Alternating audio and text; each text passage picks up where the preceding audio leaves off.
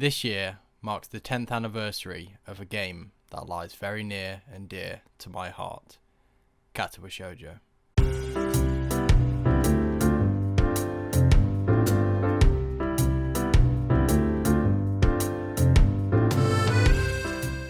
And it seems as if I'm not alone. Thousands of users flooded the hashtag Katawa Shoujo 10 on January 4th, sharing their fond memories of the game on the day that it was released all the way back in 2012. The same goes for the Katawa Shoujo thread on 4chan's Video Game General board, which has now surpassed more than 3,900 editions. Just USA even put the game on its website to help preserve the title for future generations. While many former developers have tried to distance themselves from the project, this game doesn't leave people easily. During the celebrations, many have described it as a life-changing piece of media for them, and I'm no exception. While it would be impossible to sum up all of my thoughts on Katawa Shoujo in a single video, I felt the need to put something together to mark the occasion. My first thought was to do a kind of retrospective, reviewing every single route and comparing my impressions now to how they were way back then. But that would make this video far too long. So, instead, I want to talk about the 3 most important ways in which Katawa Shoujo has changed my life. Among other things, it introduced me to the medium of visual novels, it inspired me to pursue my own creative endeavours, and it encouraged me to change my perspective and become a better person. I don't know if anybody else will relate to all of this, but I hope that you can at least find some portion of yourself in here.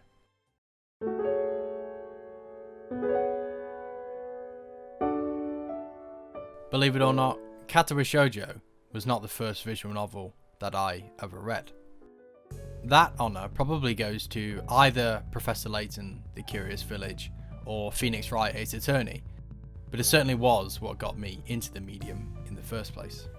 You see, back when I played Professor Layton and Phoenix Wright for the first time as a kid, I just considered them to be regular old DS and GBA games.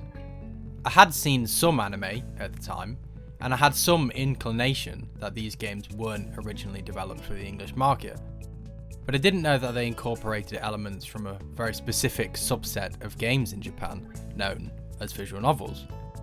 Call me uninformed, but Katawa Shoujo changed all of that.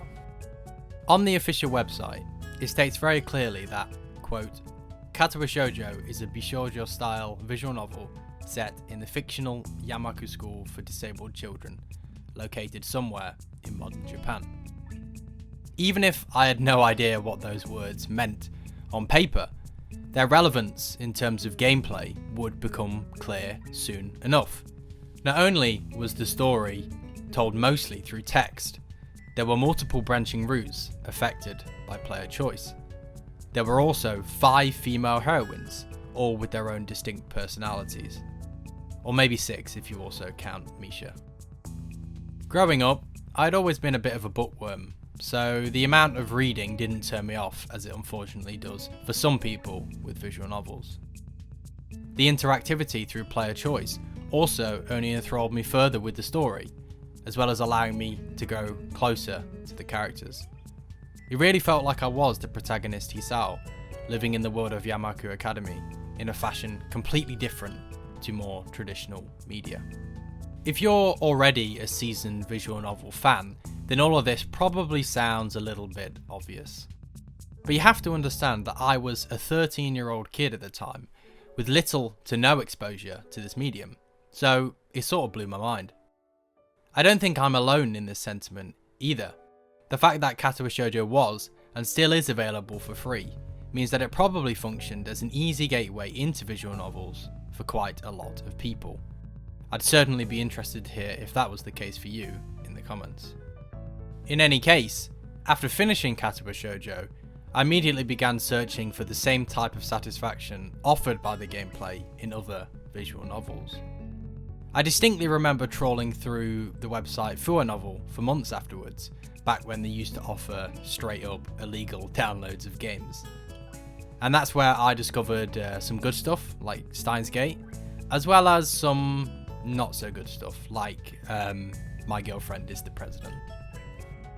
Even if nothing could replicate that first time feeling I got from Katawa Shoujo, it did expose me to the kind of engaging storytelling that the format of visual novels can offer, and made me hungry for more. I'm not so sure that I would have ever gotten into Type Moonworks, or the When They Cry series without it, so for that, I'm eternally thankful.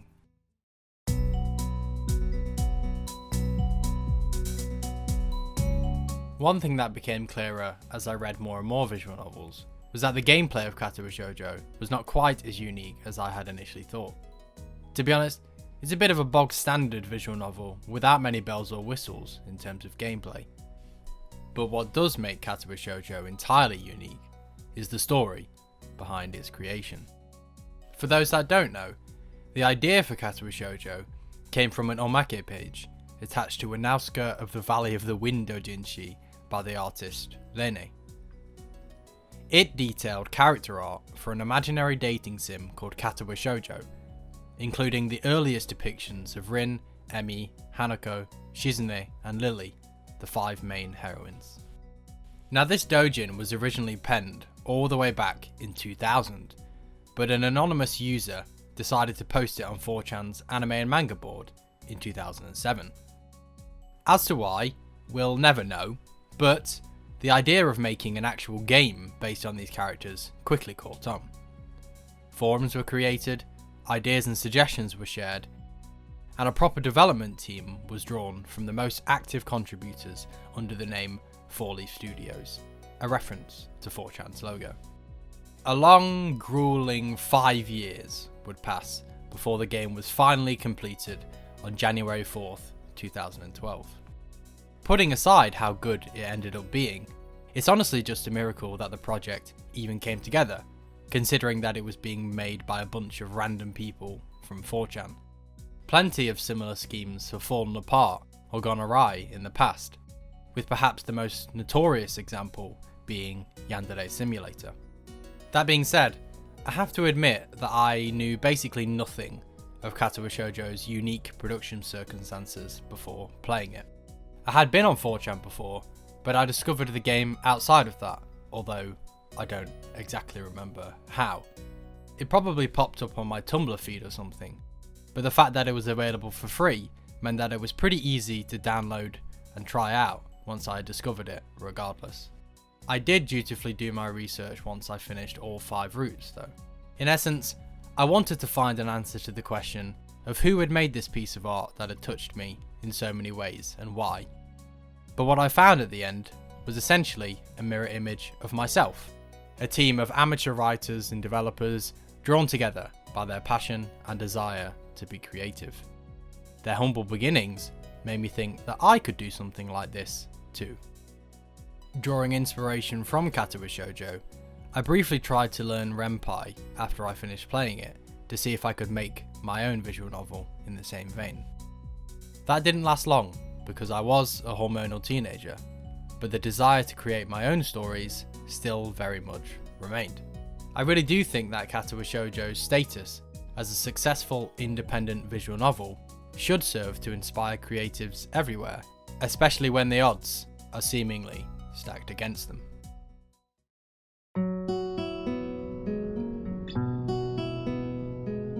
Finally, I want to close out the main part of this video by talking about perhaps the most surprising aspect of Katawa Shoujo's fan community. After finishing the game, many players took it upon themselves to learn new skills or get fit, depending on their favourite girl or route. This is the spirit of do it for her that you often find in online circles, but it actually fits in quite well with the game's main themes and messages. When our protagonist Hisao enrolls in Yamaku, he has a bit of an outdated view of what it means to be disabled. His own heart condition only manifested in later life, so this is somewhat natural. But it must be said that the majority of the conflict in his relationships with the 5 heroines stems from his desire to quote-unquote fix whatever is ailing them. Eventually, he is forced to accept that such a thing simply isn't possible, and that these girls are just human beings with their own specific set of strengths and weaknesses just like him. I'm not going to conduct a case-by-case examination of every single character and their respective roots, because that would make this video far too long. Instead, I want to focus on just two of the most pertinent examples, those being Hanako and Rin. In Hanako's route, we see just how destructive trying to fix someone can be as she struggles with depression and PTSD. Hisao is eventually forced to accept that some scars simply do not heal. And in Rin's route, we're forced to look beyond her lack of limbs and appreciate her unique worldview, her thirst for creation, and her unforgettable, if unintentional, sense of humour. In this sense, Katawa Shoujo does remind me quite a lot of A Silent Voice by Yoshitoki Oima. It too seeks to paint the portrait of a disabled person not defined by their disability, but struggling with their own thoughts and desires. The protagonist's journey also revolves around his struggle to see Shoko as anything other than simply his vehicle for repentance. So if you enjoy Katawa Shoujo and haven't checked out either the manga or the movie yet, then I would highly recommend it. Moreover, this speaks to Katawa Shoujo's central themes of self-discovery, honesty, integrity, and loving people for who they are. You might frown in disbelief when once again considering that this was made by a bunch of people from 4chan, which isn't exactly a website renowned for its open-mindedness or compassion. I would also say that this is why most people are taken by such surprise when they actually play the game and discover something so earnest and heartfelt. When it comes to the idea of improving yourself for your best goal, I'm certainly not innocent of this. I've carried Rin's philosophy of finding beauty in everything with me for virtually my entire adult life, and her creativity is something I've always tried to replicate in my own way. 4chan often couches this sentiment in vulgar terms such as Katawa Dick, but it actually proves wholesome enough in practice. It's yet another part of what makes Katawa Shoujo so unique.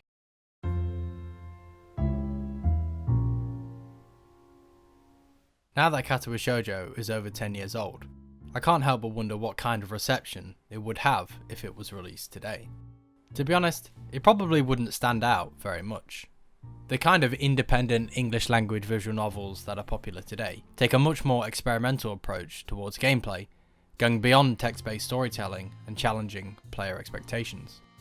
I'm thinking here mainly of Doki Doki Literature Club and Valhalla. By contrast, Katawa Shoujo's gameplay might seem positively pedestrian, but it still more than deserves its place in visual novel history. Something like Katawa Shoujo could not come out of 4chan today. It's too divided, too partisan, and too focused on regurgitating old memes than generating original content. But then again, even at the time, there was every possibility that the project would not succeed, so its production circumstances should continue to serve as an inspiration for all other budding creatives today.